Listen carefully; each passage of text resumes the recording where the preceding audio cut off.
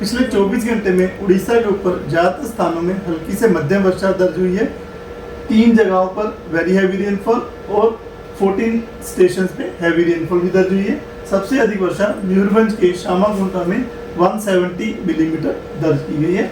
अगर हम seasonal total की बात करें तो 1 जून से लेकर 7 जुलाई तक अभी तक 379.5 मिलीमीटर वर्षा हो चुकी है, जो कि सामान्य से 37% ऊपर है। अभी भी एक डिस्ट्रिक्ट गजपति जो है हमारे पास डेफिशिएट कैटेगरी में बचा हुआ है। सिग्निफिकेंट वेदर सिस्टम की बात करें तो जो लो प्रेशर एरिया अभी south west Gangetic West Bengal और नेबरहुड के ऊपर लाई कर रहा है। आज सुबह 8:30 IST 7 जुलाई की ऑब्जर्वेशन के हिसाब से उसकी जो एसोसिएटेड साइक्लोनिक सर्कुलेशन है वह समुद्र सतह से 7.6 किलोमीटर ऊंचाई तक जा रही है और ऊंचाई के साथ जो साउथ वेस्टवर्ड दिशा की तरफ झुकाव भी है उसका। यह सिस्टम अगले 2 दिन तक धीरे धीरे वेस्ट नॉर्थ वेस्टवर्ड दिशा की तरफ जाएगा और झारखंड और नॉर्थ छत्तीसगढ़ के ऊपर से होता हुआ जाएगा। दूसरा जो सिस्टम है एक ट्रफ जो कि रन कर रही है साउथ राजस्थान से लेके जो ऊपर अबव साइक्लोनिक सर्कुलेशन जो लो प्रेशर एरिया की वजह से बना हुआ है वहाँ से, और जो होती हुई जा रही central Madhya Pradesh, north Chhattisgarh, south Jharkhand से, और यह जो है समुद्र सतह से 3.1 किलोमीटर से लेके 7.6 किलोमीटर की ऊंचाई के बीच में ट्रफ लाइन जो है बनी हुई है और यह जो दक्षिण दिशा की तरफ झुकी हुई है। तीसरा जो हमारा जो मानसून ट्रफ होता है वह श्री गंगानगर से लेके सिरसा, मेरठ, वाराणसी, डाल्टनगंज, पुरुलिया लो प्रेशर के सेंटर से फिर उसके बाद ईस्ट साउथ ईस्ट और होता हुआ north east Bay of Bengal तक जाती हुई ट्रफ लाइन है। तो इन 3 सिस्टम के प्रभाव की वजह से आज हम एक्सपेक्ट कर रहे हैं बरगढ़, बोलांगीर, नुआपाड़ा यहाँ पर आइसोलेटेड वजह से heavy to very heavy with isolated extremely heavy falls हो सकते हैं। इसकी वजह से रेड वार्निंग दी गई है। थंडरस्टॉर्म विद लाइटनिंग गस्टेज 30-40 km लगभग पूरे उड़ीसा में ही दिया गया है।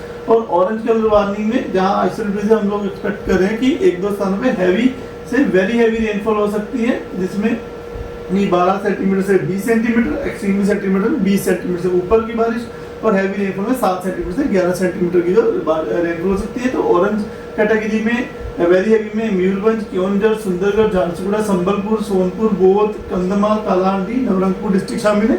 यहाँ isolated heavy to very heavy हो सकती है। उसके अलावा हमारा जो नॉर्थ कोस्ट उड़ीसा, देवगढ़, देवकनाल, अनुगुल, नयागढ़, रायगढ़, कोरापुट, मलकानगिरी इन डिस्ट्रिक्ट्स में आइसोलेटेड से हैवी रेनफॉल के लिए येलो वार्निंग दी गई है।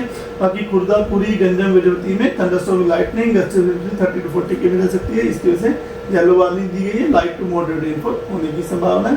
बाकी पूरे उड़ीसा में हम लोग एक्सपेक्ट कर रहे हैं किसी मध्यम वर्षा तो बनी रहने की संभावना है लो प्रेशर सिस्टम की वजह से। 8 जुलाई को हम लोग एक्सपेक्ट कर रहे हैं बरगढ़, बोलांगीर, नुआपाड़ा में ऑरेंज अलर्ट दिया गया है। आइसोलेटेड से heavy to very heavy rainfall होने की संभावना है। तो सुंदरगढ़, झारसुगुड़ा, देवगढ़, संबलपुर, सोनपुर, बोध, कालाहांडी, नवरंगपुर इन डिस्ट्रिक्ट में येलो वार्निंग दी गई है हैवी रेनफॉल 1-2 स्थान पे होने की संभावना की वजह से।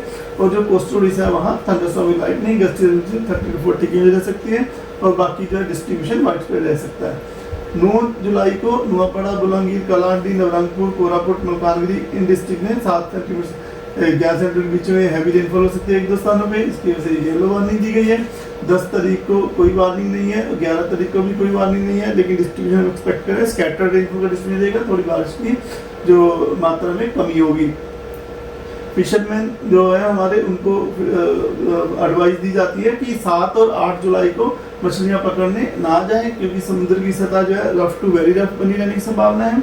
जो स्क्वेली वेदर रह सकता है जहाँ पे जो सरफेस विंड स्पीड है वो 35-45 km, गस्टिंग टू 55 km हो सकता है अलॉन्ग ऑफ उड़ीसा को 2 दिन आज और कल के लिए।